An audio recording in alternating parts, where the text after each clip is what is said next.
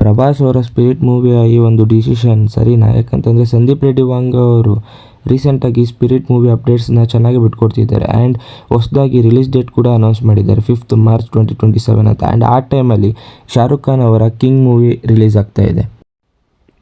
And ಸ್ವಲ್ಪ ದಿನ ಹೋಗಿದ ತಕ್ಷಣವೇ ಆ್ಯಂಡ್ ಪ್ಯಾನ್ ಇಂಡಿಯಾ ಮೂವಿಯಾಗಿ ರಾಜಮೌಳಿ ಅವರ ವಾರಣಾಸಿ ಮೂವಿ ಕೂಡ ಅದೇ ಟೈಮಲ್ಲೇ ರಿಲೀಸ್ ಆಗ್ತಾ ಇದೆ ಅಂತ ಒಂದು ಸ್ವಲ್ಪ ಕ್ಲೂ ಇದೆ. ಆ್ಯಂಡ್ ಇದರಿಂದ ಬಂದುಬಿಟ್ಟು ಎಲ್ಲ PAN India movies at A time release ಆಗ್ತಾ ಇರೋದ್ರಿಂದ ಇದರಿಂದ ಸ್ಪಿರಿಟ್ ಮೂವಿಗೆ ಏನಾದರೂ ನೆಗೆಟಿವ್ ಎಫೆಕ್ಟ್ ಆಗ್ಬೋದಾ?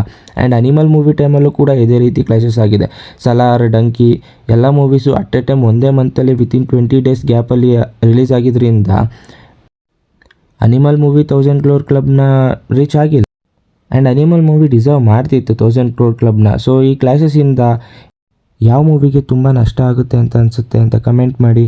ಹಾಗೆ ಯಾವ ಮೂವಿ ಮುಂದೆ ಪೋಸ್ಟ್ಪೋನ್ ಆಗಬೇಕು ಅಂತ ಅನಿಸಿದ್ರೆ ಅದನ್ನು ಕಮೆಂಟ್ ಸೆಕ್ಷನಲ್ಲಿ ತಿಳಿಸ ಅಂತ ಹೇಳ್ತಾ ಬಾಯ್.